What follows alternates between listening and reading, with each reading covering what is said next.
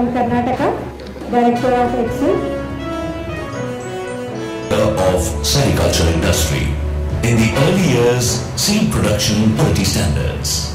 West Bengal, Jammu and Kashmir and Bali. Thank you so much.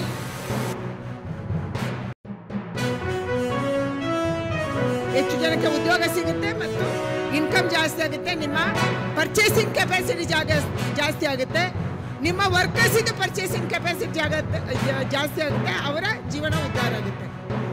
ಅದಕ್ಕಾಗಿ ಇದನ್ನು ಸಾಧನೆ ಮಾಡೋದಕ್ಕೆ 2047ಕ್ಕೆ ಇವತ್ತು ಸಿಲ್ಕ್ ಇಂಡಸ್ಟ್ರಿಯಲ್ಲಿ ಕೂಡ ನಾವು ಬೆಳಿಬೇಕಾದಂಥ ಅವಶ್ಯಕತೆ ಇದೆ. ನಮ್ಮ ದೇಶಕ್ಕೆ ಸುಮಾರು 25 ಕೋಟಿ ಸೀಡ್ಸ್ ಬೇಕು ಅನ್ನುವಂಥದ್ದನ್ನು ಶಿವಕುಮಾರ್ ಅವರು ಹೇಳ್ತಾ ಇದ್ರು. ಅಂದರೆ ಯೂನಿಟ್ ಬೇಕು ಅಂತ ಹೇಳ್ತಾ ಇದ್ರು. ಒಂದು ಯೂನಿಟ್ ಅಂದರೆ ನಿಮ್ಗೆ ಗೊತ್ತಿದೆ, ಯಾರು ರೈತರಿದ್ದೀರಿ ನಿಮ್ಗೆ ಗೊತ್ತಿದೆ, ಎಂಟರ್ಪ್ರನರ್ಸ್ ಇದ್ದೀರಿ ಗೊತ್ತಿದೆ, ಒಂದು ಹುಳದಲ್ಲಿ 40 ಮೊಟ್ಟೆ ಬರುತ್ತೆ. ಅಷ್ಟು ಯೂನಿಟ್ಗಳು ನಮಗೆ ಬೇಕು. ಕೇವಲ ಇಂಡಿಯಾದ ಇಂಡಸ್ಟ್ರಿಯಲ್ ಅಲ್ಲ, ಹೊರದೇಶಕ್ಕೆ ಕೂಡ ಸಿಲ್ಕ್ ವರ್ಮಿನ, ಸಿಲ್ಕ್ ಸೀಡಿನ ಇವತ್ತು ಡಿಮಾಂಡ್ ಇದೆ.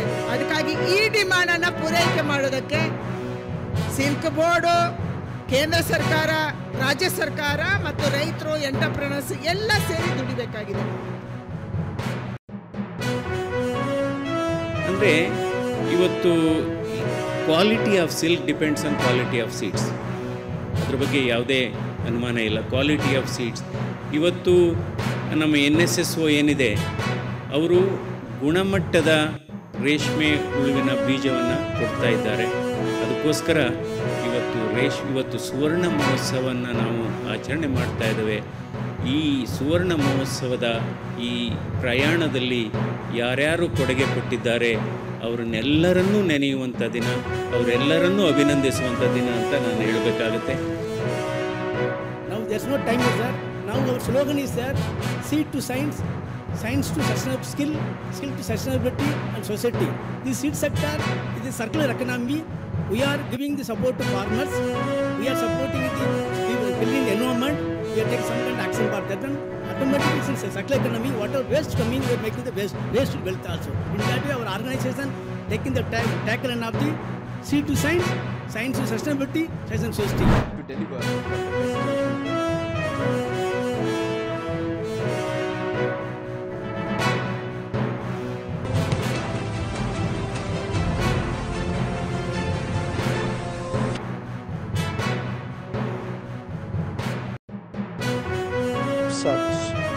the predicament of development and socio-economic progress is even more serious. The slowing down of the SDG Agenda 2030 is a significant metric to measure the distress of the global south. There are many more, whether it is trade measures, supply chain dependence, or political domination.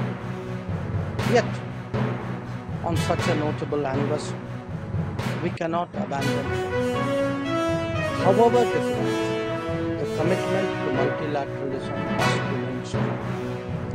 However flawed, the United Nations must be supported in this time of crisis. Our faith in international cooperation must be reiterated and indeed renewed. It is in that spirit that we all meet to mark this occasion and seek to build a better world. I thank you again for joining us on this important day, on this important anniversary. And as my colleague said, I think at the end of the day, what unites us is what is most important.